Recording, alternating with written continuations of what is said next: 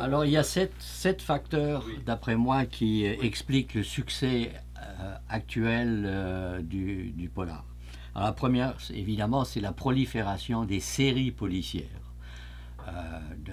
J'en ai répertorié à un moment donné, je pense, une soixantaine entre 2011 et 2020, qui évidemment ont une longévité variable selon l'inspiration, selon les ventes, selon le succès auprès du public.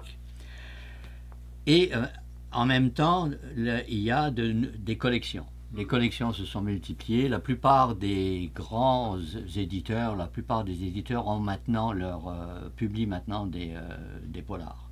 Que ce soit Québec-Amérique, Druide, Hurtebise, même Fides publie des romans policiers, ce qui n'était pas vraiment son créneau au départ. Évidemment, il y a les anciens comme Alire qui continuent à faire ça. Alors ça, c'est nouveau. Et ces éditeurs-là n'hésitent plus à mettre l'étiquette. Voilà. Ce qui fait que dans les librairies, maintenant, on a les romans policiers québécois qui sont au bon endroit. Voilà. Parce qu'avant, on fabriquait des orphelins. Oui. On sortait un roman policier, il se retrouvait sur la littérature générale, personne ne les voyait. Avant ça, il y a l'autre élément, c'est l'organisation de galas. Oui. Alors l'organisation de galas, où participent les auteurs, où c'est l'occasion pour le public de rencontrer les auteurs. Et ça a créé, c'est de l'émulation. Il y a des gens qui sont vraiment tentés, ils voudraient faire la même chose. Alors certains hésitaient, évidemment, il y a une sélection naturelle là, qui va se faire, mais il y a des gens qu'on a rencontrés dans les salons et dans les galas qui ont fini par écrire et qui sont publiés maintenant. Par exemple, un Guillaume Morissette, c'était un fan avant.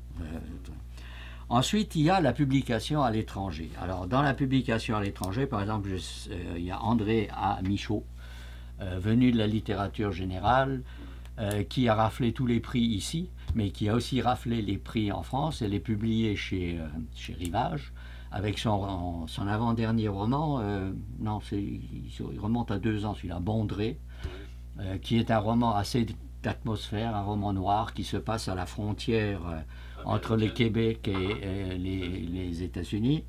Il y a Maureen Martineau, Jean Lemieux, Martin Michaud, Hervé Gagnon, qui est publié dans les romans polars historiques, sont publiés chez 10-18. Oui. Bon. Mais il y a aussi, et ça c'est nouveau aussi, des polars qui sont traduits maintenant. Qui sont traduits en Allemagne. Roxane Bouchard est traduite en Allemagne, elle est traduite en Angleterre, elle est traduite dans le Canada anglais. Mario Bolduc, qui a écrit d'excellents thrillers, là aussi d'espionnage, qui est traduit au Canada anglais. Oui.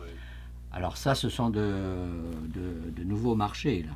Alors ça, ce sont de nouveaux marchés qui sont parfois adaptés à la télévision. On arrive à ça, oui, l'adaptation à la télé, au cinéma. Alors, une des grandes séries, qui a eu beaucoup de succès, c'est les enquêtes de Victor Lessard, de Martin Michaud, qui passe à la télévision. On a adapté la série de polar de Joanne Seymour.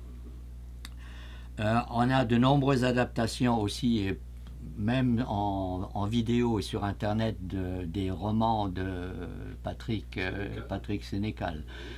On a des adaptations cinématographiques.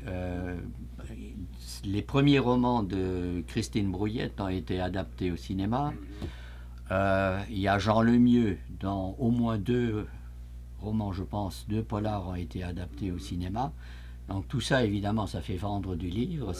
Il y a aussi Jean-Jacques Pelletier. Ces gens-là peuvent enfin vivre de leur plume, non? Certains commencent à vivre de leur plume. Bon.